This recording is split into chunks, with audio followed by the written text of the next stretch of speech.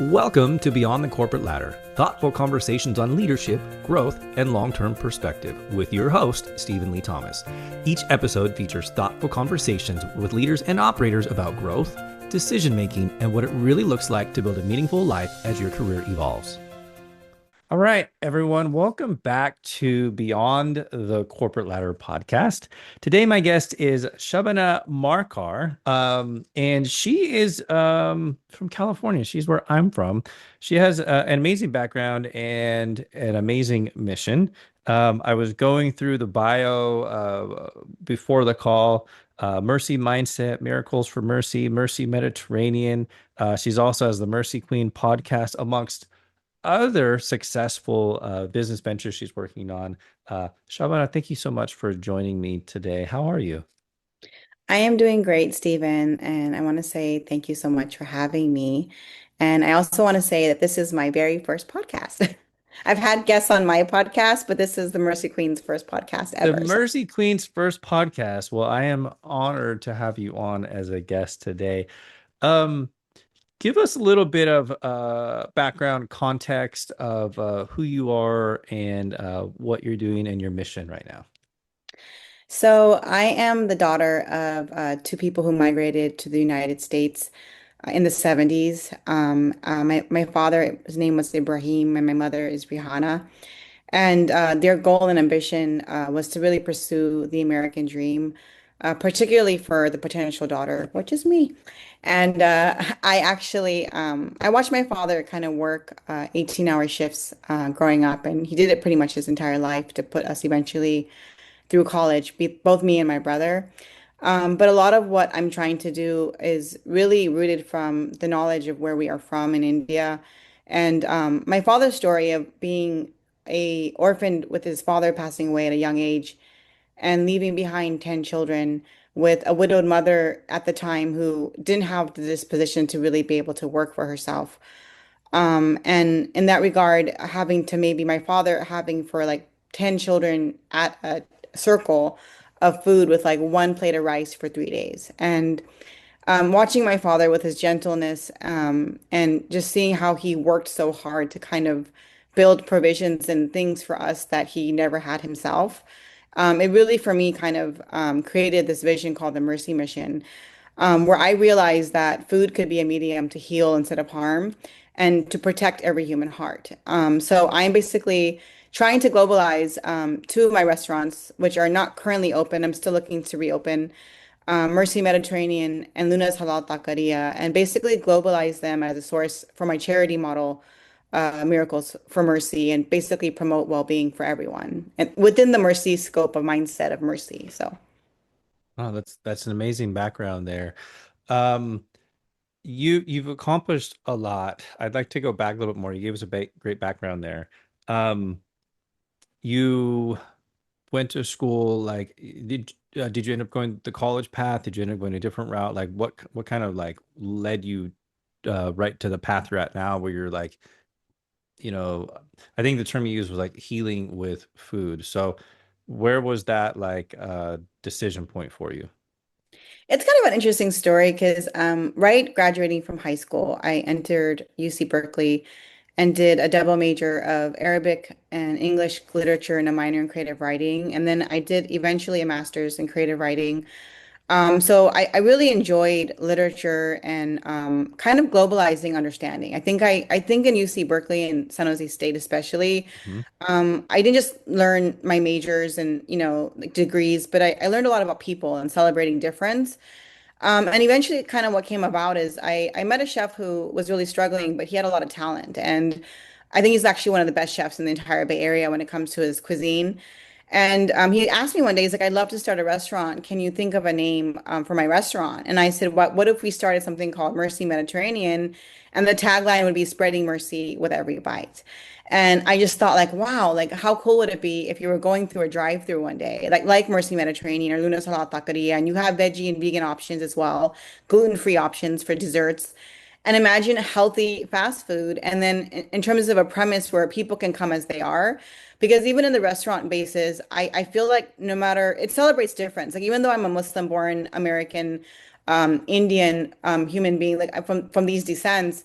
I think part of my, American heritage is really celebrating difference and understanding it and respecting it. So the concept is not just rooted in the one dimension of food, but it's also rooted in spreading the accountability of being able to spread the vastness of difference and celebrate it in a way where it comes from a source of respect. And so it became like a model that was designed for everyone and everyone, and a model that could promote the well-being of others. But basically, the tagline, spreading mercy with every bite, led to me starting my own nonprofit so that eventually the corporate growth will go to my own nonprofit. And the tagline for Miracles for Mercy is spreading mercy through empathy and light. And so we're trying to make differences from human trafficking to helping widows, empowering them to bettering the conditions of orphans, to building water wells. And the more we spread, the more we give, and the more jobs are produced, and the greater the change in the world. It's the easy way to fix the world through a falafel, right? Through falafel, and who doesn't love falafels?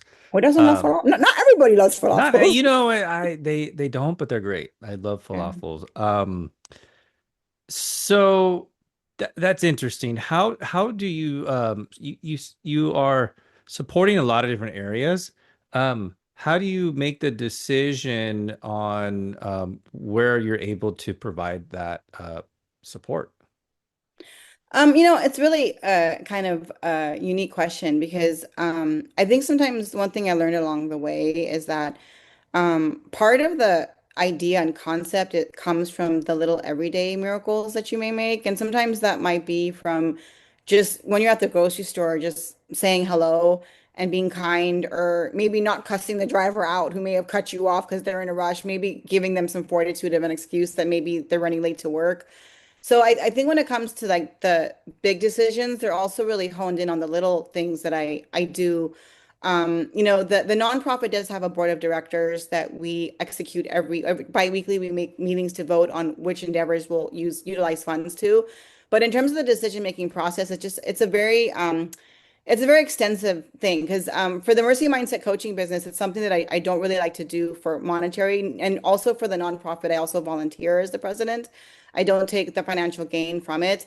But I've also worked for Kaiser Permanente for 22 years. And so a lot of the Mm. endorsements that I have in trying to build all this comes from me kind of working 14-hour shifts like my dad did to make the sacrifice to make this vision a reality. So it takes a lot of sacrifice, a lot of time. I can sometimes sleep from like 3 to 4 hours a day, get up and go to the gym and just get back on, the wagon to build this dream of mine. So it's not really an easily answerable question because to me, it's the day-to-day miracles that I'm trying to kind of create in my daily life and how I engage with myself and my decision-making process. So. Okay, all right. So I have a question here that I generally ask, and that is, what does balance look like for you? You know, where do you like find the balance between your personal life and you know what you're doing and your mission and your work?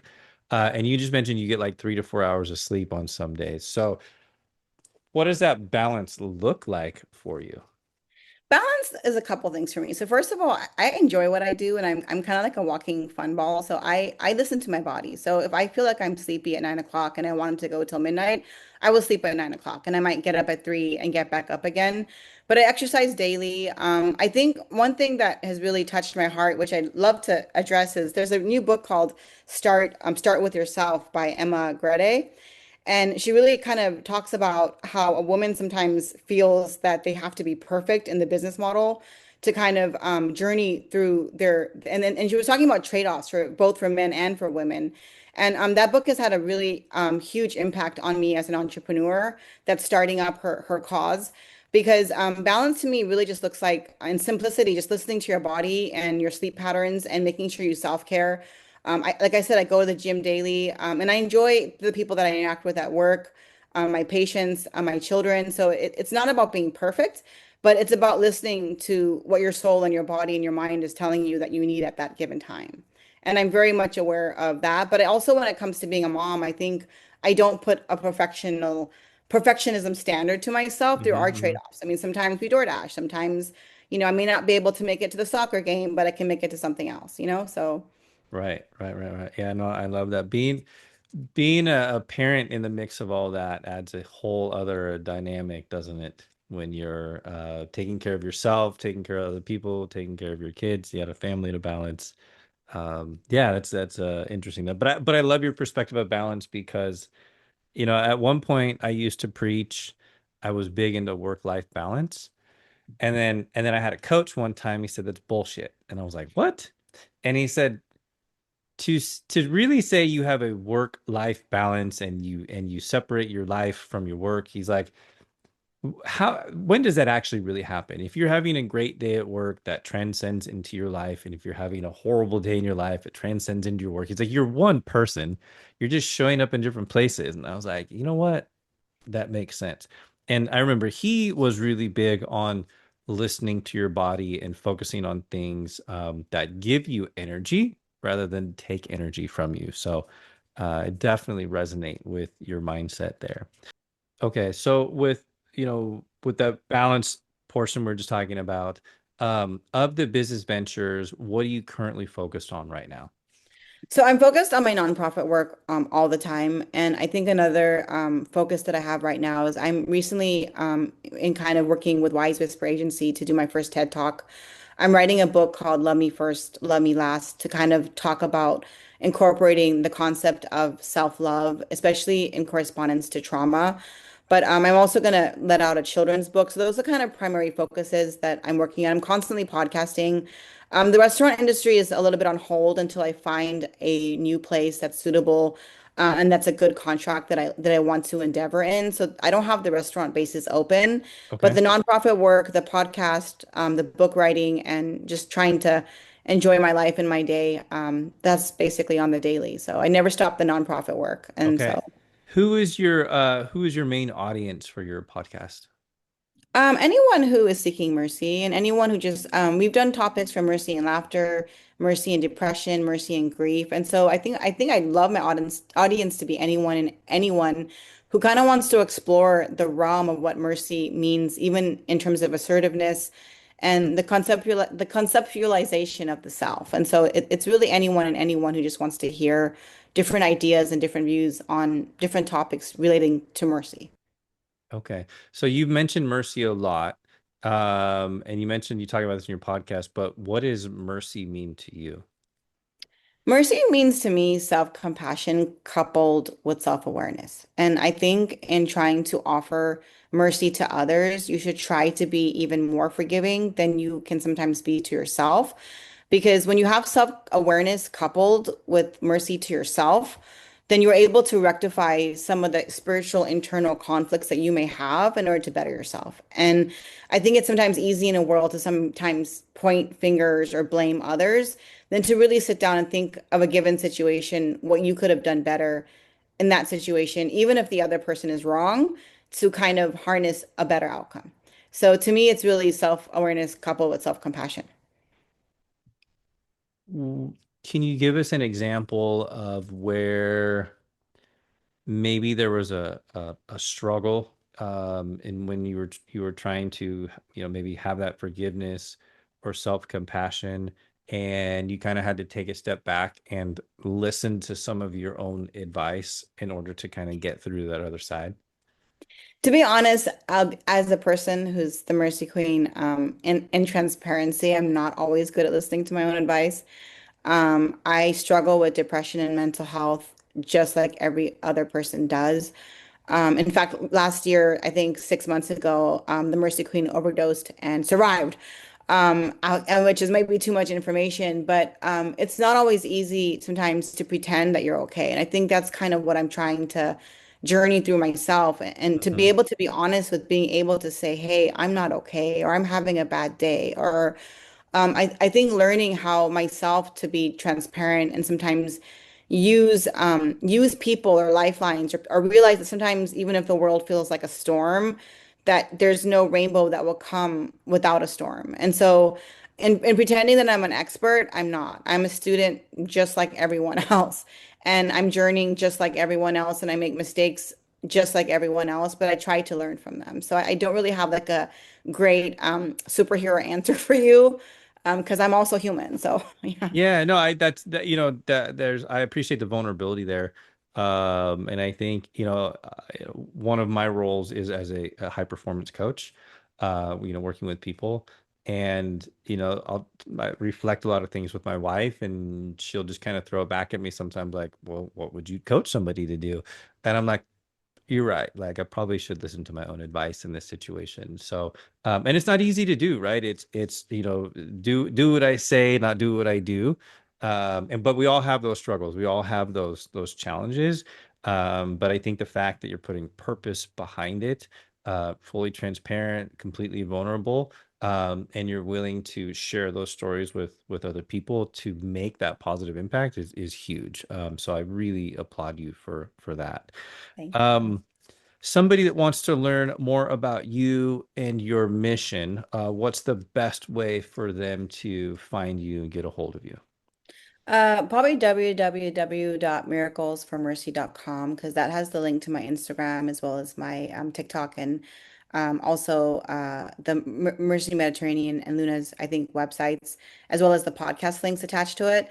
Okay. So the nonprofit link, and it also has the phone number attached to the business line as well. So Awesome. Well, Shabana, thank you so much for taking the time to join me today, and welcome to your first podcast interview. You absolutely crushed it. And the next time I'm in the Bay Area, hopefully you've got one of your restaurants back up and running because I'd love to stop by um, and try out some of the food. And what was the phrase you said with the mercy through food? spreading mercy with every bite. Spreading mercy with every bite. Yes, I would love to stop by, say hello. And I saw some of your stuff on Instagram, some of the Mediterranean food. There's an eggplant dish you had. I'm like, oh my gosh, it looks amazing. So hopefully you get that back up and running quickly. And to everybody listening, thank you for tuning in, and we'll catch you on the next episode. Shabana, thank you so much. Thank you for having me, and you will definitely be my honored guest with your family when we do open. I'll let you know for sure. Awesome. Thank you. And my tagline, let mercy be your meal. What is it? Let mercy be your meal. Let mercy be your meal. I love it. All right, everybody. Thanks for listening. We'll catch you in the next episode. Thank you so much. Thanks for spending time with me today on Beyond the Corporate Ladder. If this conversation resonated with you and you feel like you have a perspective that could add value for others, you can learn more about being a guest at beyondthecorporateladder.com. Thanks so much for listening.